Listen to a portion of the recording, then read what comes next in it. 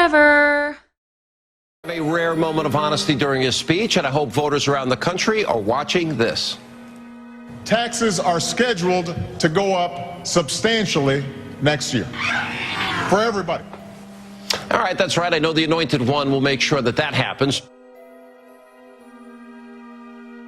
Under the tax plan passed by the last administration, taxes are scheduled to go up substantially next year for everybody.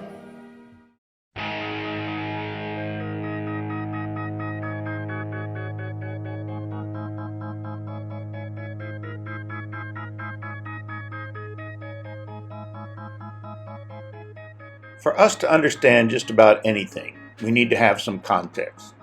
Knowing the context in which something was done or said allows us to make sense of it. When something is taken out of context, often confusion arises.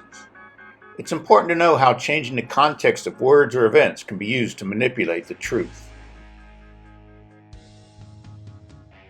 Images are powerful shapers of how we see the world and think about it. Videos taken with smartphones now populate social media to promote or condemn behaviors. We too often take these videos as proof positive of the whole of what has transpired. Has our reliance on social media forever become our interface with reality? In the early 20th century, some artists began to see the expressive power of changing an object's context to create a new meaning. Picasso was influenced by the African masks he saw in museums in Paris. Vasily Kandinsky was influenced by Islamic art.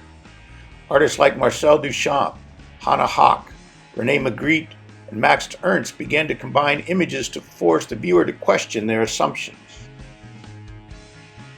Contemporary artists continue to change the context of images and objects to create new meaning.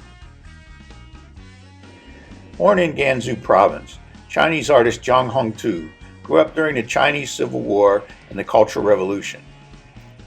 He cleverly combines Western and traditional Chinese imagery to show how the two cultures have merged through globalization.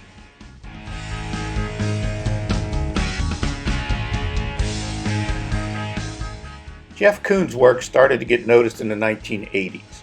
He often plays with the scale and material of familiar objects, which changes our relationship to them. Seeing a shiny metallic balloon animal or Popeye in the context of a museum or city park certainly gets our attention. There's been a lot of critical discussion about whether Jeff's work is social critique or merely kitsch. The large-scale photographs of Wang Qingsong address the changing nature of Chinese society. His work is often carefully staged and includes many extras and elaborate props and sets.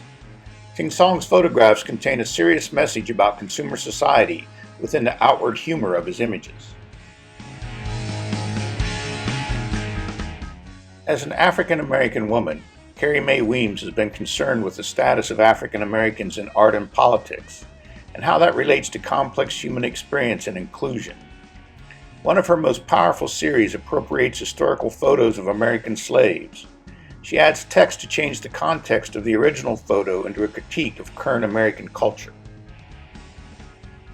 J.R. started out as a French street artist. One day he found a camera and began to take pictures of people that called our assumptions about them into question. He traveled to the Middle East and photographed both Israelis and Palestinians. He pasted large photos of them next to each other in public places. He wanted to show that at heart there is little difference between people. He has done many similar projects in various parts of the world. As we have seen in this video, changing the context of something is fraught with ethical and moral challenges. We saw how selective editing changed a message to suit the agenda of a news organization. Hopefully, the artists we have seen have more positive intentions, but it is important to look critically at what we see to make sure that we are not being fooled.